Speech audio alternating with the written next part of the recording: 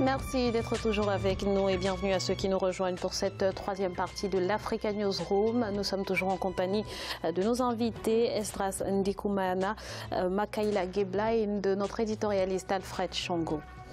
Zoom à présent sur le Cameroun qui reçoit jusqu'au 23 janvier 2018 une mission d'inspection de la Confédération africaine de football, mission venue s'enquérir de l'état d'avancement des chantiers.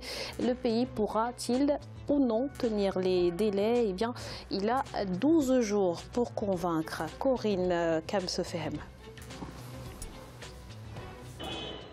Au Cameroun, la mission d'inspection, composée de 10 membres, dont 5 de la Confédération africaine de football CAF et 5 autres du cabinet Roland Berger, débute sa tournée dans les différents chantiers de la CAN 2019 ce vendredi 12 janvier. Au total, ce sont les villes de Yaoundé, Douala, Bafoussam, Bouya, Limbi et Garoua qui ont été choisies pour accueillir les matchs de cette compétition qui désormais met en liste 24 équipes nationales. Devant la presse, ce mercredi 10 janvier, le ministre camerounais des Sports, Ismaël Bidumkwat, qui accompagnait le ministre de la Communication, Issa Tiroma Bakari, s'est voulu rassurant.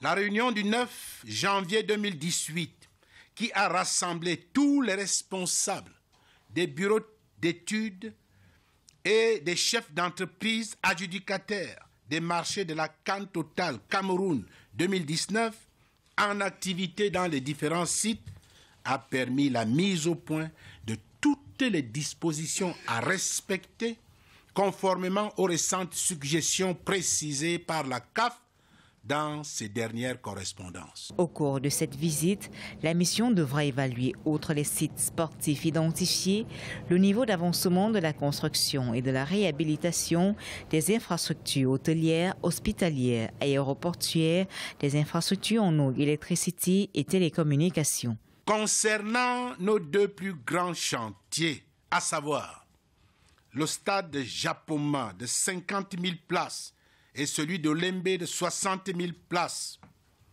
les travaux se déroulent de manière satisfaisante. Concernant notamment le stade de Lembe, une deuxième cargaison du matériel préfabriqué en Italie, comprenant 263 conteneurs, a déjà été acheminé sur le site et réparti comme suit. 78 conteneurs pour les poteaux, 91 pour les poutres et 62 pour les dalles.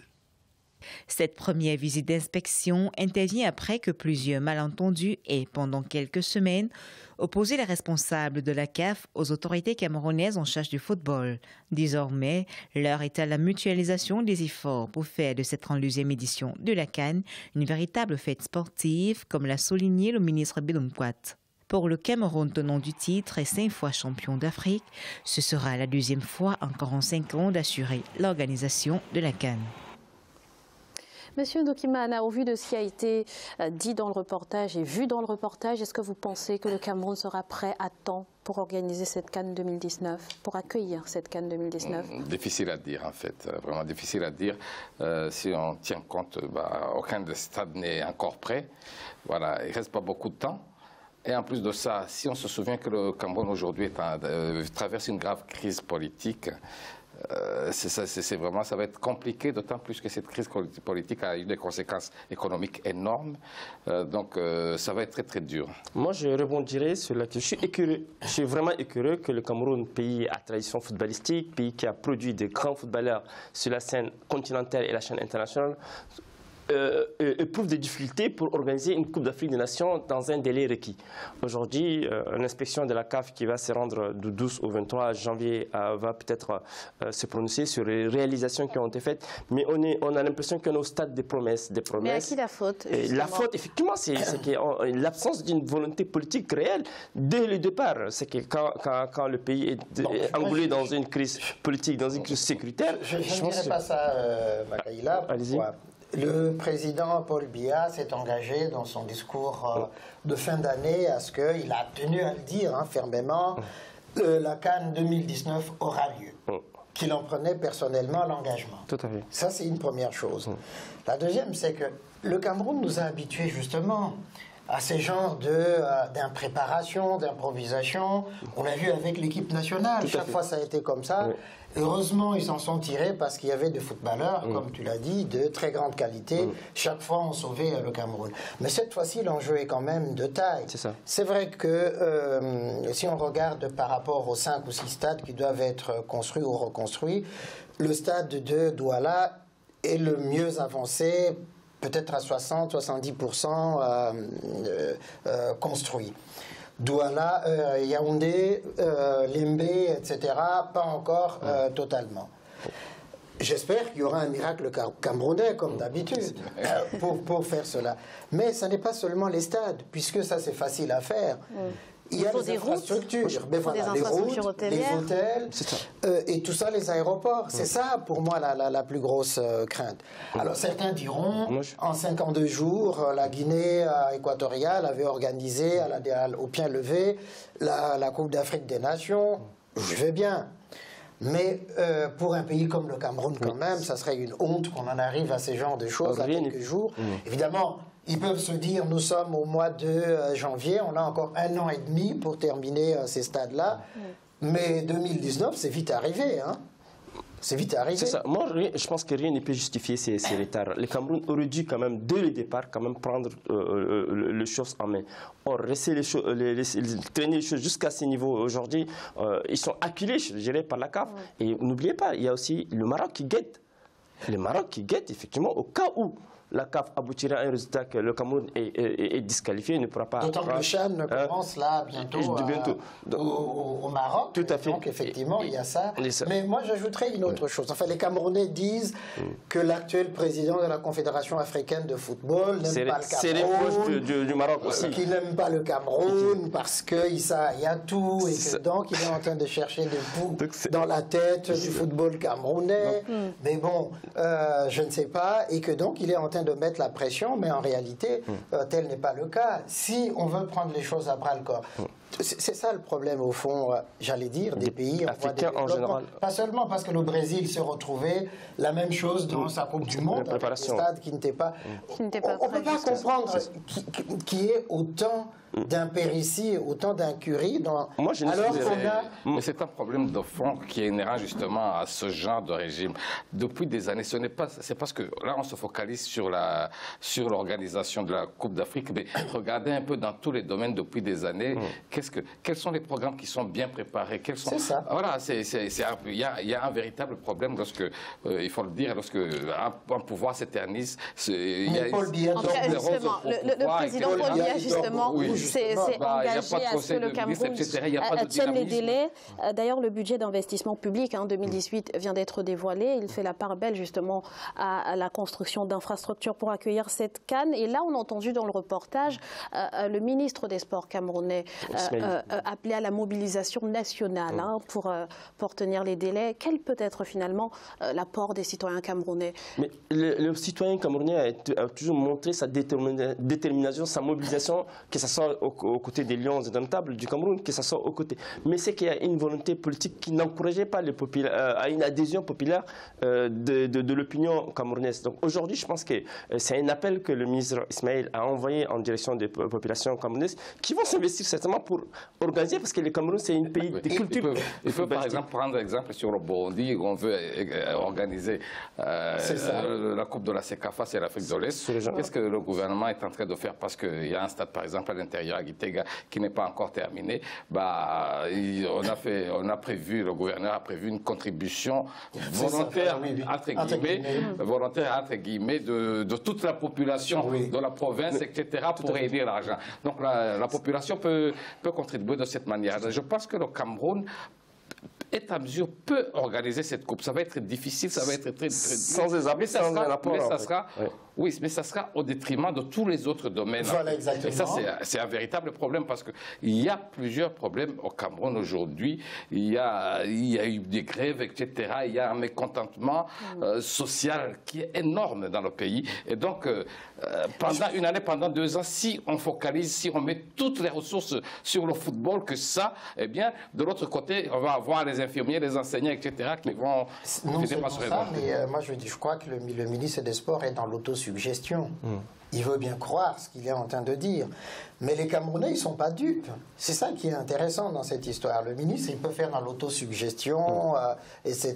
Mais les Camerounais, au quotidien, ils voient ce qui marche, ce qui ne marche pas. Ça, c'est une première chose. La seconde, c'est que pour obtenir la mobilisation de la population citoyenne, citoyenne, oui. il faut quand même donner un certain nombre de gages. Alors, on a parlé du Cameroun anglophone aujourd'hui, qui est divisé, un pays divisé. C'est ça, voilà, exactement. Il y a cette crise qui est là. Et donc, c'est aussi un autre enjeu. C'est-à-dire que vous ne pouvez pas dépouiller les autres secteurs pour favoriser le sport.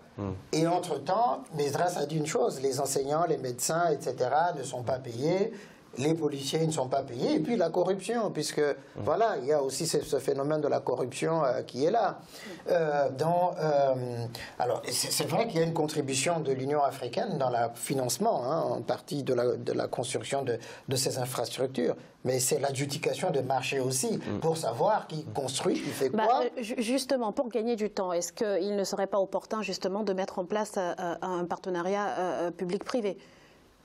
Ah, ça serait vraiment l'idéal, c'est-à-dire, mais alors avec des règles bien précises au fond, pour que les entreprises qui s'engageraient justement dans la construction des infrastructures ou ces stades ou de les remettre en état, puissent être sûrs de rentrer dans leur bille. Mais je pense qu'il est trop tard pour un tel partenariat aujourd'hui. Voilà, il fallait le faire il y a 2 ans, il y a une année, il y a 2 ans.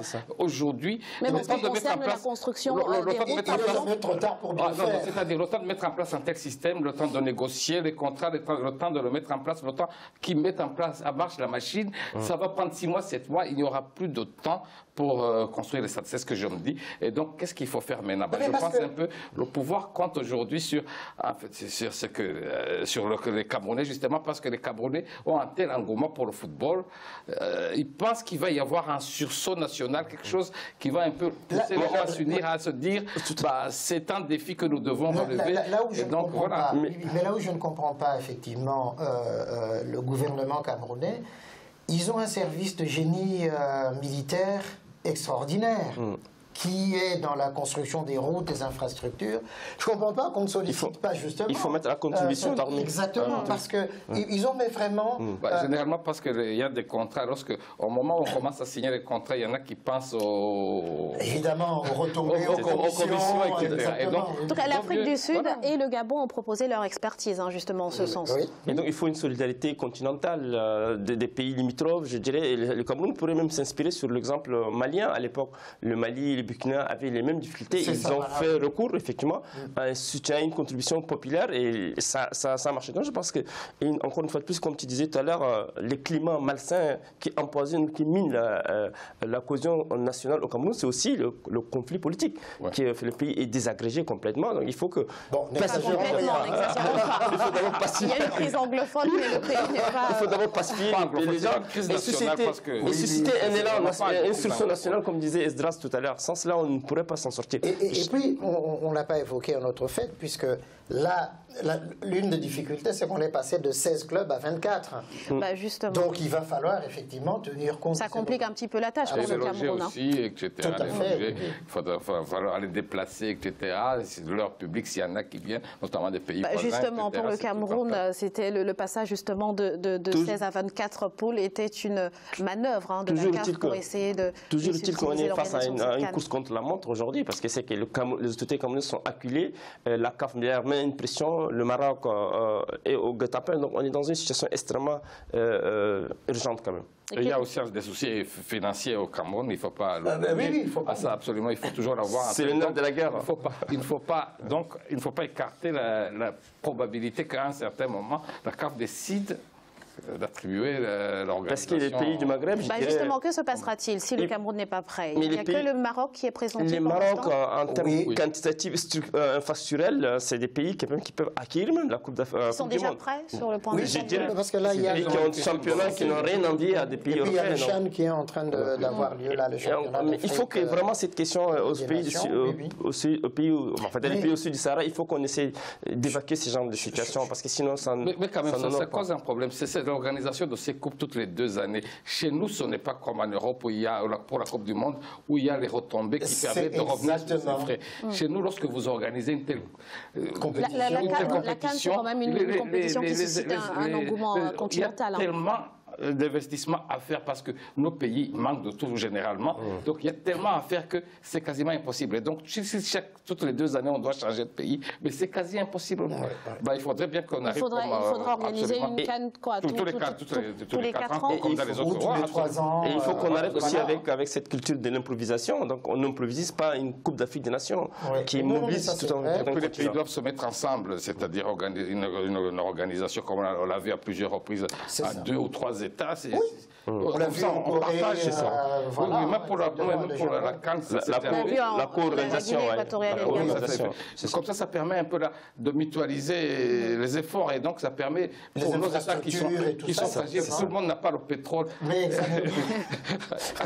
Et aussi à une époque où ça rapportait encore. Encore, tout à fait, oui. Et ce sera le mot de la fin. Merci à tous les 3 d'avoir été avec nous. Monsieur Makaila Guebla, je rappelle que vous êtes journaliste. Merci d'avoir été là. C'est moi qui vous remercie. Merci à vous également, Monsieur Esdras Ndikoumana, pour votre participation. Je rappelle que vous êtes également journaliste. Merci. Merci à vous, Alfred. C'est un ravissement d'avoir été là ce soir avec vous autour de ce plateau. À mes très chères téléspectatrices, je dis merci de leur accueil bienveillant. Et merci à vous, chers téléspectateurs, pour votre fidélité. Restez sur Africa 24 dans quelques instants, le journal de la rédaction.